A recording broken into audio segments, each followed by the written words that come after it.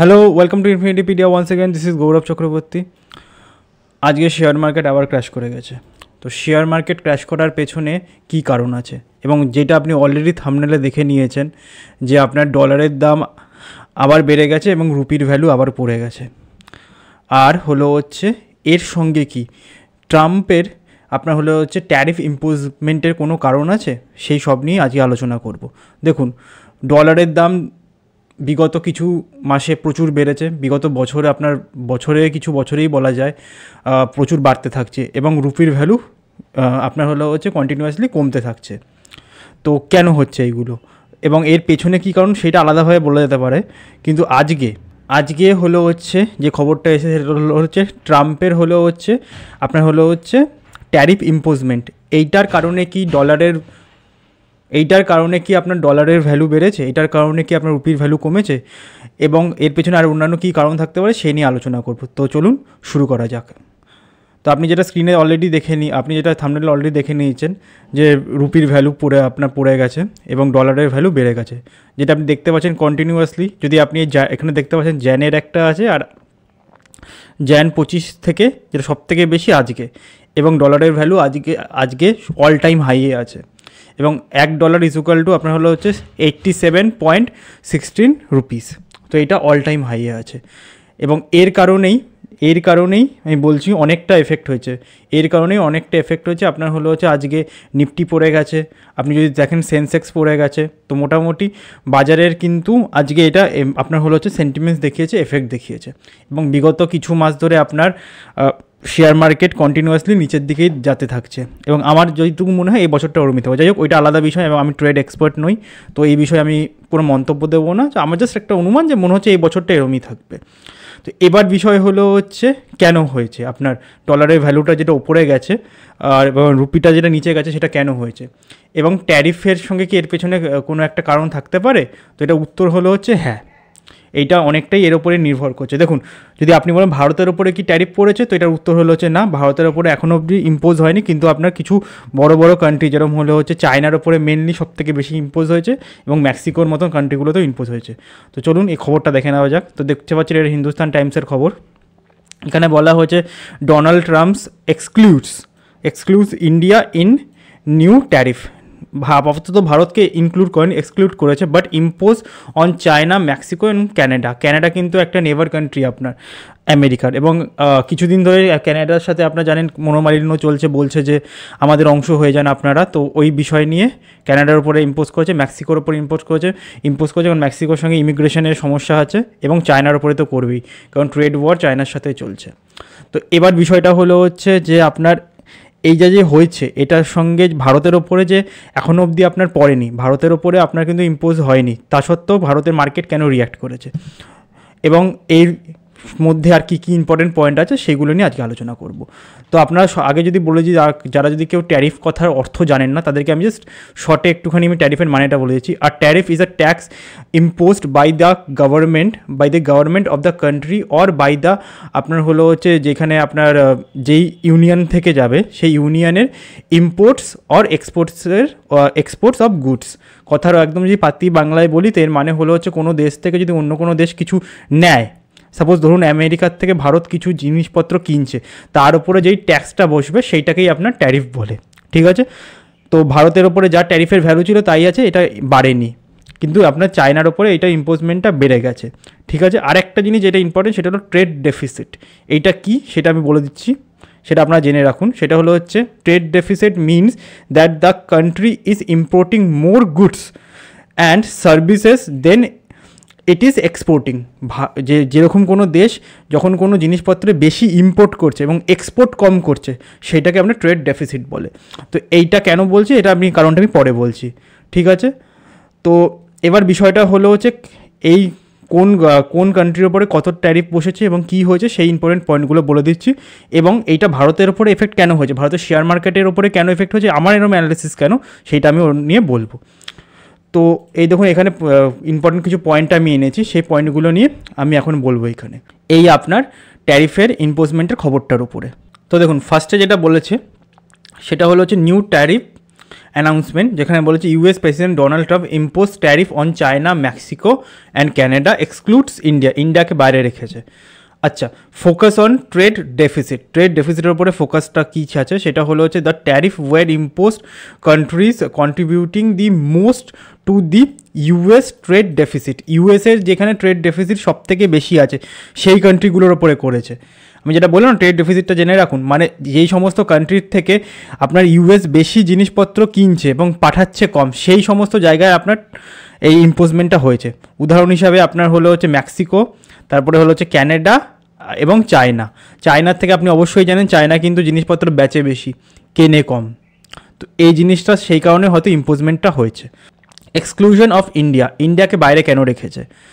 India, which is contribute 3.2% of the trade deficit of US, was not included in the tariff, despite the being one of the top contributor to the trade deficit. India trade deficit যেটা হলো হচ্ছে 3.2%, তাদেরকে বাইরে রেখেছে। Tariff details, the tariff include 25% on Mexico, মেক্সিকোর উপরে 25% বসানো হয়েছে, অ্যান্ড ক্যানাডা 10%,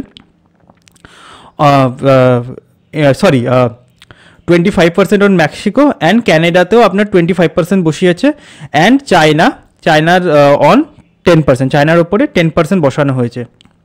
এফেক্টিভ ফ্রম ফেব্রুয়ারি 1, আজকে আপনার 3 তারিখ, 1 তারিখ থেকে এই ট্যারিফের ইম্পোজমেন্ট অলরেডি আপনার বসে গেছে। আচ্ছা, তারপরে হলো হচ্ছে চায়নাস contribution, China accounts for 30.2% of the trade deficit, চায়নার ট্রেড ডেফিসিট হলো যে 30.2%, the largest of the any country, সব থেকে বেশি ট্রেড ডেফিসিট চায়নার সঙ্গেই আমেরিকার আছে।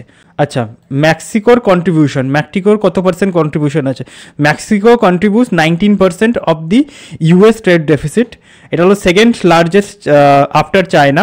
এবং ক্যানাডার ট্রেড ডেফিসিট, ক্যানাডার contribution, Canada contributes 14% of the US trade deficit, ক্যানাডার কন্ট্রিবিউশন হলো 14%, মানে বুঝতে পারছেন যাদের সঙ্গে ট্রেড ডেফিসিটটা বেশি আছে সেই সমস্ত দেশগুলোর ওপরে কিন্তু ট্যারিফটা ইম্পোজ করেছে আপনার হলো হচ্ছে ইউএসএ, কিন্তু চায়নার ওপরে কম রেখেছে, কারণ চায়নার ওপরে কিছুটা হলেও আমেরিকা রিলাই করে, এটা ওরা মানুক না মানুক এটা সত্যি।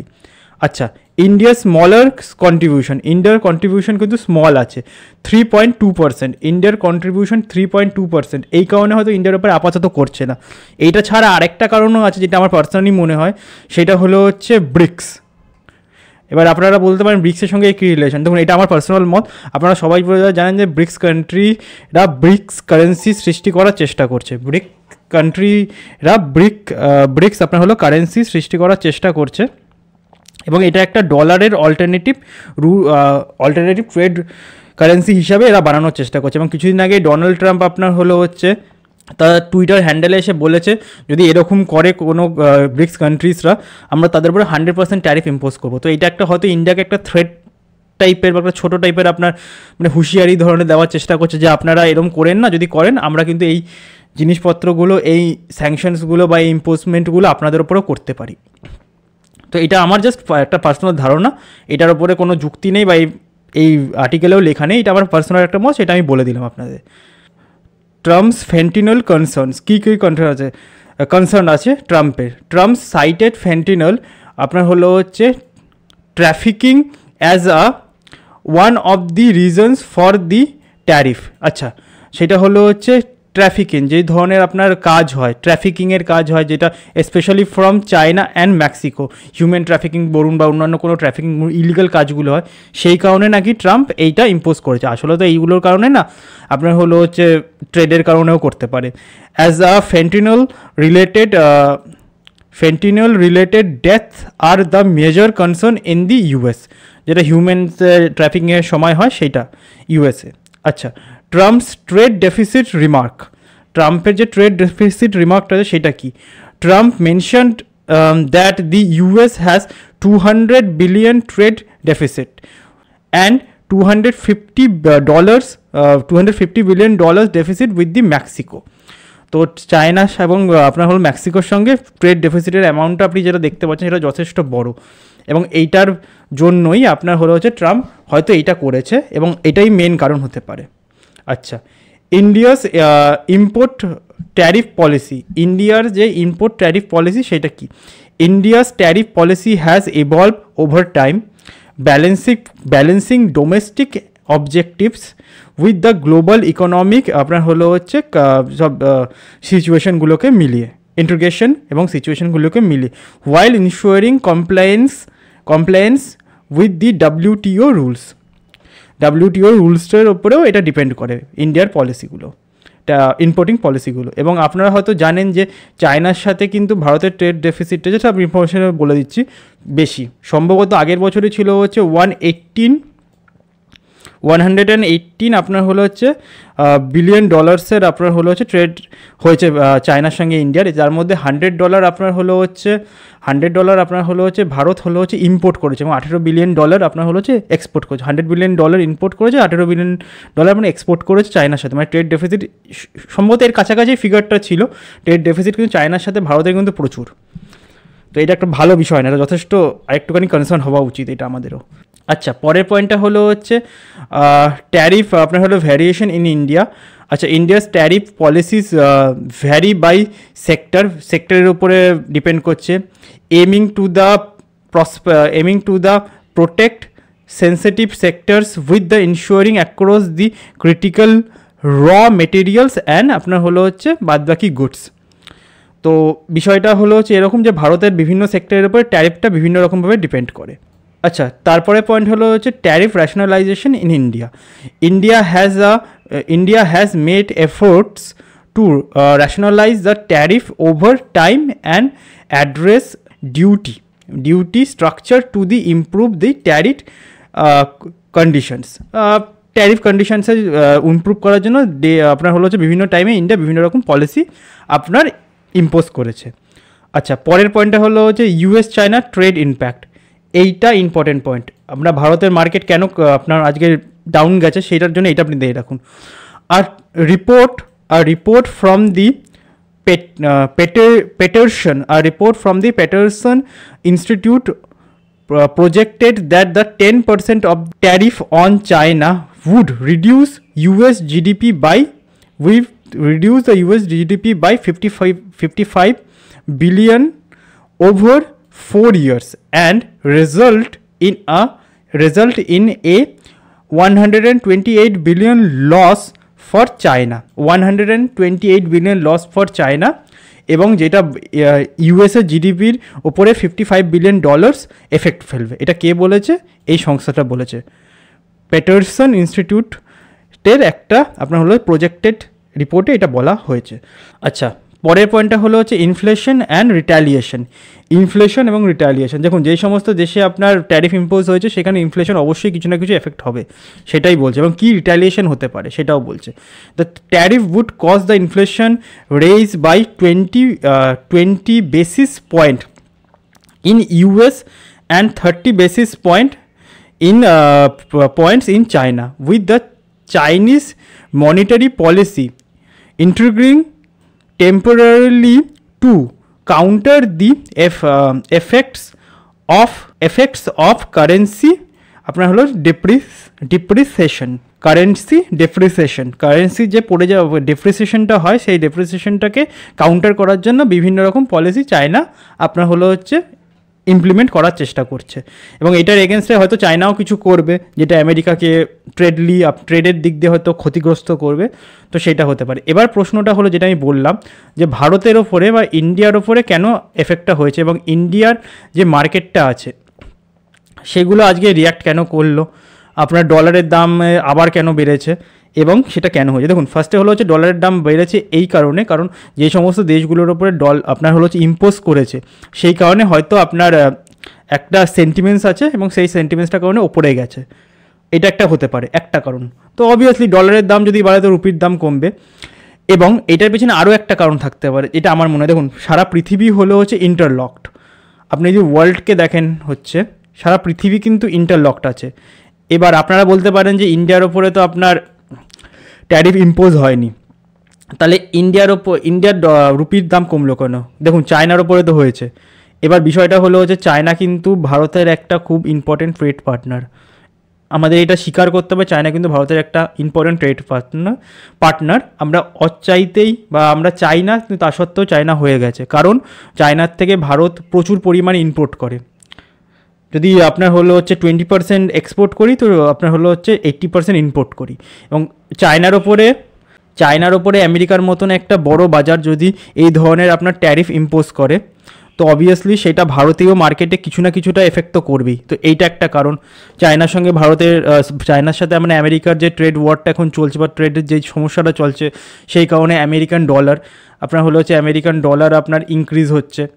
শুধু চায়নার উপরে না, বিভিন্ন দেশের উপরে লাগিয়েছে, আমেরিকান ডলার ইনক্রিজ হচ্ছে। এবং অবভিয়াসলি যেই দিকে ডলার ইনক্রিজ হবে সেই দিকে কিন্তু রুপি একটুখানি ডিক্লাইন হবে। কারণ আমরা যদি ভারতের বাইরে কোনো জিনিস কিনি বা ভারতের বাইরে আমরা যদি কোনো কিছু কিনতে যাই বা যে কোনো কিছুই করি, সেটা কিন্তু আমাদেরকে ডলারে করতে হয়, আমরা কিন্তু অন্য কোনো কারেন্সিতে করি না। কিছুদিন আগে একটা খবর এসেছিলো যে ইন্ডিয়া রাশিয়ার সঙ্গে আপনার ইন্ডিয়ান রুপিতে কিছু এক্সচেঞ্জ করেছে, তারপরে কিন্তু আমেরিকা খুব একটা ভালো চোখে এটা দেখেনি। এবং ইদানিং যে ব্রিক্স কারেন্সিটাকে বাড়ানোর চেষ্টা করছে ভারত, যেটা আমার মনে হয় বাড়ানো খুব দরকার, সেইটার ক্ষেত্রেও কিন্তু আমেরিকা কিন্তু ভালো আপনার দিকে দেখছে না। এবং ট্রাম্প ওপেনলি আপনার থ্রেট করে দিয়েছে, যদি কেউ করে আমরা তাদের উপরে 100% ট্যারিফ ইম্পোজ করব। তো বিষয়টা হলো হচ্ছে ভারতের কাছে দ্বিতীয় কোনো ট্রেড কারেন্সি বা ট্রেড করার কোনো পদ্ধতি নেই। আপনার হলো এক্সেপশন অনলি আছে, সেটা হলো হচ্ছে ডলার। তো যেই আপনাদের অপশানটা আছে সেটা that is only dollar. We don't have any alternative right now. তো যদি আপনার ব্রিক্স কারেন্সিটা হয়ে যায় সেটা খুব ভালো হবে। তো দেখা যাক কী হয়। কিন্তু আপাতত কথা হলো এইটাই যে আজকে ভারতের ওপরে যে আপনার কোনো ট্যারিফ এখনও অবধি ইম্পোজ হয়নি, সেটা না করেই আপনি দেখছেন ডলার অল টাইম হাইয়ে চলে গেছে। যেদিনকে যদি কোনো কারণে হয়, তো ভারতের আপনার রুপি আরও ডিক্রিজ হবে এবং ডলার আরও পাওয়ারফুল হবে, এবং সেটা আপনার মার্কেটের ওপর এফেক্ট করবে। তো এই ছিল ইম্পর্টেন্ট খবর আমার, এটা আজকের দিনে সবথেকে বড় ইম্পর্টেন্ট খবর আমার মনে হলো, তাই জন্য আমরা নিয়ে আসলাম। আমেরিকা বাইরের কিছু দেশের ওপরে ট্যারিফ ইম্পোজ করেছে, তার এফেক্ট আমরা ভারতে দেখতে পাচ্ছি বাজারের ওপরে। এটা কিছুটা, আমি বলছি না এইটাই একটা সিঙ্গেল কারণ, বাট এই কারণে যে হয়নি বা এই কারণে যে কিছুটা হলেও এফেক্ট করেছে সেটা তো শিওর। তো এটা হলো একটা কারণ।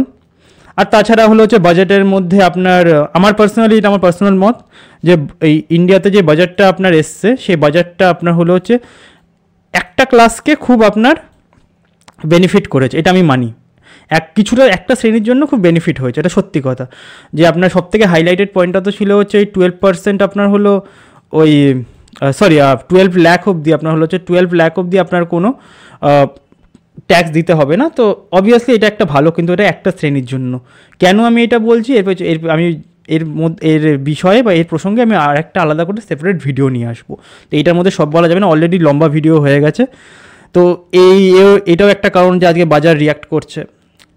তো এরকমই 2-3টে কারণ আছে, তার মধ্যে এই ট্যারিফ ইম্পোজমেন্ট, এবং আমার মনে হয় যে বাজেটের মধ্যে অতটা কিছু সব শ্রেণীকে ছোঁয়া হয়নি। তো যাই হোক, এই কিছু কারণের জন্য আজকে বাজার রিয়াক্ট করেছে। ট্যারিফ এখনও অবধি ভারতের উপরে ইম্পোজ হয়নি আমেরিকা দ্বারা, কিন্তু এই ফিউচার হবে কি হবে না তার কোনো গ্যারান্টি নেই, আশা করবো যেন নাই হয়। তো এই ছিল আজকের প্রতিবেদন। তো please do like, share and subscribe to get this kind of videos. This is Gaurav Chakraborty. Have a nice day.